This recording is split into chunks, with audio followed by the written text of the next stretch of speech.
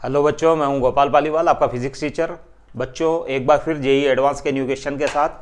Present question बच्चों इलेक्ट्रोस्टैट से related है। क्वेश्चन में दिया हुआ है charge Q surrounded by close surface consisting of an inverted cone of height H. बच्चों, एक तो ये कोन दे रखा है, चार्ज पड़ा हुआ है यहाँ, और ये इन्वर्टेड कोन दे रखा है, एंड बेस रेडियस आर, और इसका जो कोन का जो बेस है उसकी रेडियस है बच्चों कैपिटल आर, करेक्ट।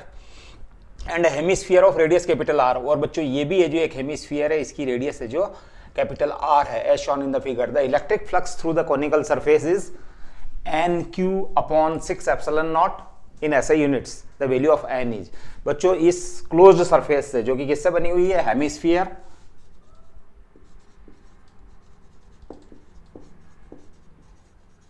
और कोन, इसे एक क्लोज सरफेस बनी हुई है, और इसके सेंटर के ऊपर, सेंटर, कोन का भी सेंटर, कोन का बेस का सेंटर, और हेमिस्फीयर का centre, correct.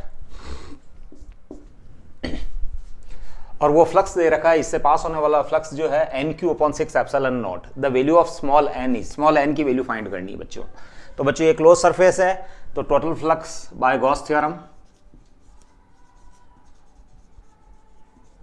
Gauss law, phi equals to phi hemisphere plus phi cone, दो पार्ट से मिलकर बनी है, one hemispherical surface, another conical surface, correct, and that is Q by epsilon not by Gauss theorem. अब बच्चों हम क्या करते हैं कि इस हेमिस्फीयर से पास होने वाला फ्लक्स फाइंड कर लेते हैं। तो मैं हेमिस्फीयर को इस टाइप से बना रहा हूं बच्चों, that it be the hemisphere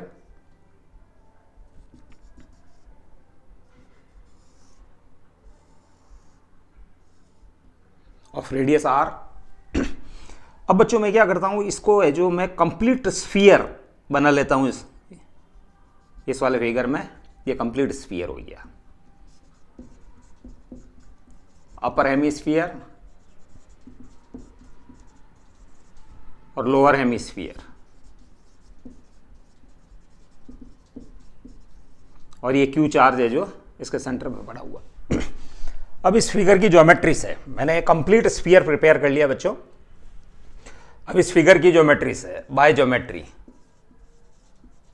geometry ये क्यू चार्ज बच्चों सिमेट्रिकली लोकेटेड है, इस सरफेस स्फीयर के सेंटर के ऊपर है ये, और इसको आप सिमेट्रिकली लोकेटेड मान सकते हो इस वाली सरफेस के लिए। ये टोटल स्फीयर हो गया, upper hemisphere, lower hemisphere, by symmetry charge Q, by geometry charge Q is symmetrically located, symmetrically located implies, इससे जो फ्लक्स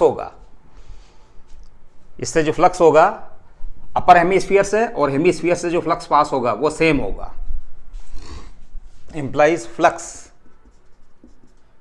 फ्रॉम अपर हेमिस्फीयर